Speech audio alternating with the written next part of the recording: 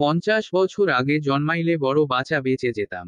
বাপের সাথে মাঠে যাইতাম, ধান লাগাইতাম, পাট লাগাইতাম, মাছ ধরতাম জাল দিয়ে, নদীতে নেমে আচ্ছা মতো ডুবাইতাম। 20-22 বছর বয়সে বিয়ে করতাম। ঘর হইতো মাটির, বৃষ্টি হইলে চুয়ে চুয়ে পানি পড়তো খড়ের চাল দিয়ে, চালে উঠে সেটা ঠিক করতাম। Life career success, pizza burger, iPhone, MacBook, Facebook, drone, মাসের বাসা ভাড়া, গাড়ি, বাইক, কিছু নিয়ে কোন চিন্তা নাই। পছন্দ করা মেয়ের বাপ স্টাবলিশড না হইলে বিয়ে দিবে না সেই চিন্তা নেই। গাড়ি বাড়ির চিন্তা নেই।